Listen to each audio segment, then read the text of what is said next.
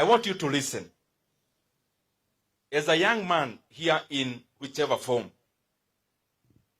the first thing you need to do as a young man in high school is, first of all, to define who you are.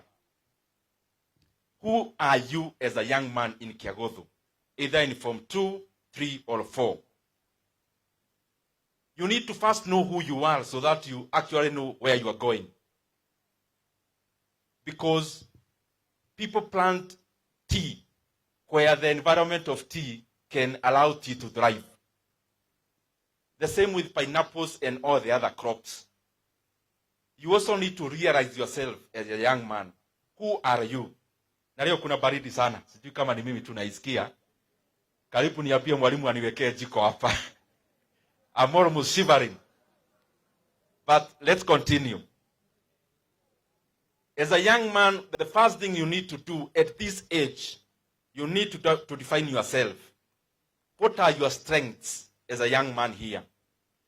Strength meaning, are you more a storyteller? Are you analytical? You need to identify your strengths early, now while you're in Kiagodho. Which are your weaknesses? When you look inside of you and you analyze yourself, what are your weaknesses? You can use the subjects and the strengths under which you have in every subject to also know the kind of strengths and weaknesses you have. What opportunities do you have? You're already in a national school. That is already a good opportunity enough. And what are the threats? Some of the threats you have as a young man in any high school, including Kiagodho, would be abuse, peer pressure. Those are threats. You are here as a plant. A plant has many threats. Inaweza kuwa ni mchwa, inaweza kuwa ni jua kali, inaweza kuwa many things. So you also need to look inwards and define yourself as a young man. The second thing, you need to know within yourself. Na unajiita mkutano mara mingi. Where are you going? You are here, but your work is not to mark time around. So, ni jani gani umechukua? Unaendelekea wapi katika maisha? Here you need to define what you want to be, and especially not just in terms of what you achieve in subjects, but cumulatively, holistically, the kind of a person you want to be in the next few years. What do you want to become? An academia, a professor? What ni nini hiyo unataka kuwa katika maisha? It is important you define that early. I wrote a book called How to Succeed in High School when I was in second year in campus in KU. And na hapa nyuma unaandika about the author. It's a book I authored when I was in second year in KU. About the author nikaandika Ndindi Nyoro ni mwanafunzi wa uchumi. Lakini the last sentence was, and his future, Kiharu MP. And now I'm starting here as the current Kiharu MP. Where are you going? Define that, write it down, because it is important. It is the journey at which you are traveling in your life. Why are you going there? That's the third point. Who you are, number one. Where are you going? Why are you going there? The reason why I ask you why you are going there.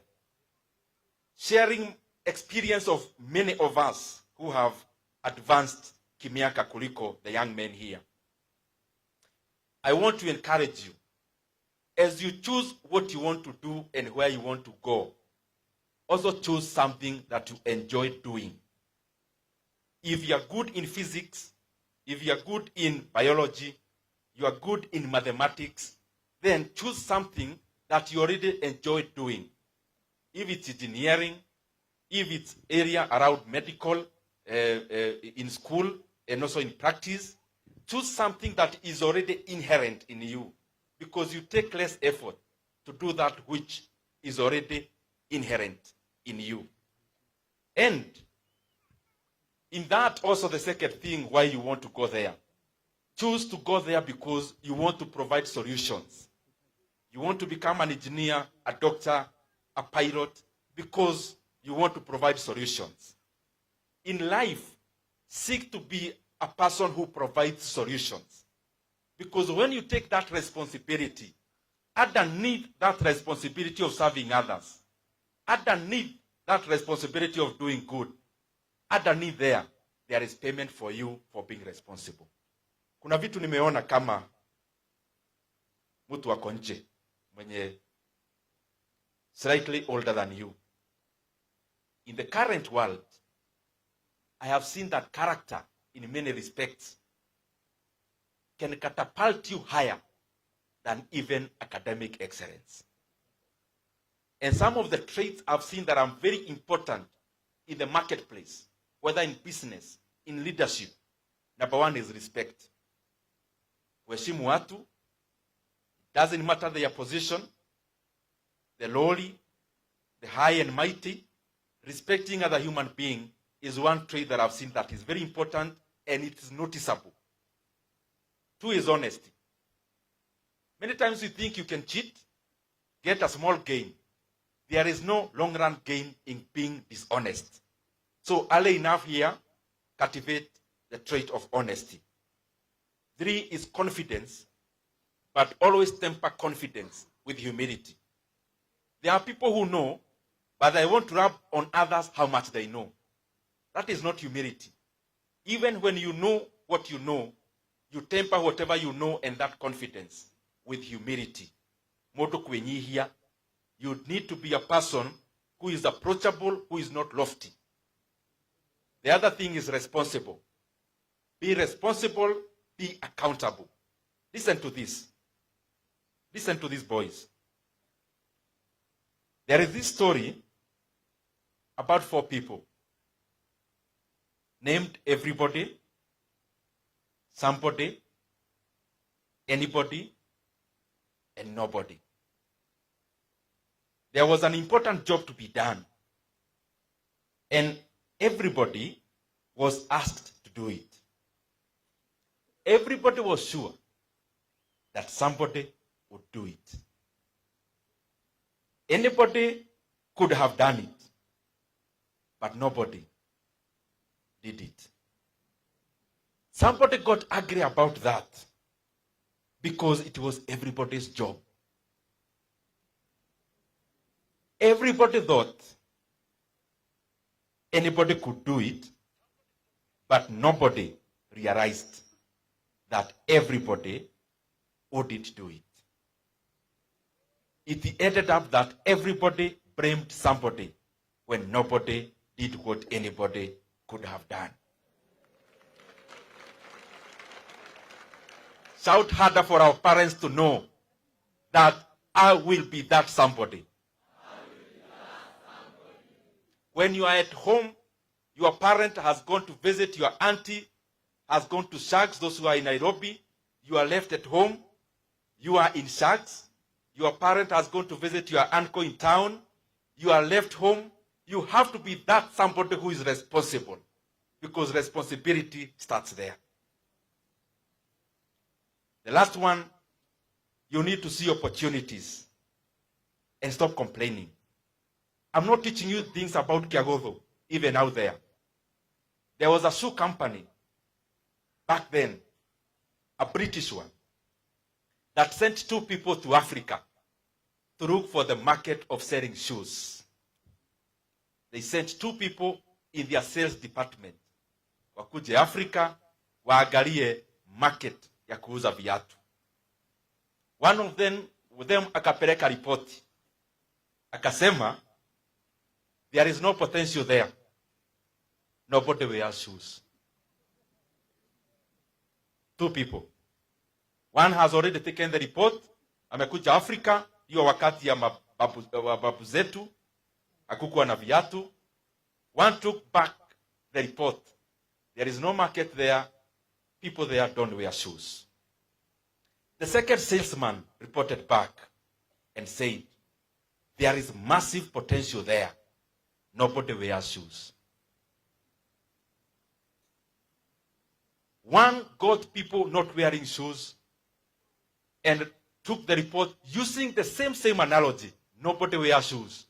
One saw the opportunity, the other one saw lack of opportunity. You must be that person who sees opportunity.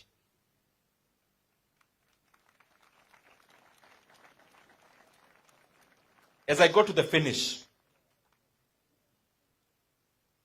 listen to this. An older man who was broke, living in a tiny house and owning a beat-up car. He was living off social security checks. In the US, when you don't have a job, the government supports you with some little money for your basics. That one was 65 years of age. His home was called Kentucky. And he left Kentucky and traveled to different states to sell a recipe. He had come up with a recipe. Recipe ni kama, which other name can you give it, boys, young men? Recipe ile kama unapika, you understand. So you understand? So he had come up with a recipe and he went around selling it. He went to restaurant owners and told them, I have a mouth-watering recipe of making a chicken. Ukitengeneza hii chicken, it will be mouth-watering. He visited many restaurants. He offered the recipe to them for free, just to test. Just asking for a small percentage after they sell. Unfortunately, most of the restaurants turned him down and said no. He had visited over 1,000 restaurants selling his recipe. Even after all those rejections, he didn't give up. He got rejected precisely 1,009 times before he had his first yes. And that first yes, one of the food joints we know called KFC was born. And now it is worth over 151 billion US dollars.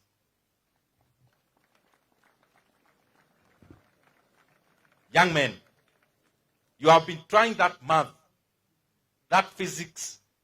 I want to ask you, in you pushing your grade from C to B plus and then to A, have you failed over 1,009 times? You are not yet there. So all of us here, however the handicaps you have faced in the past, whatever the conditions of our parents, whatever the situations of our current grades, we are all here as A materials.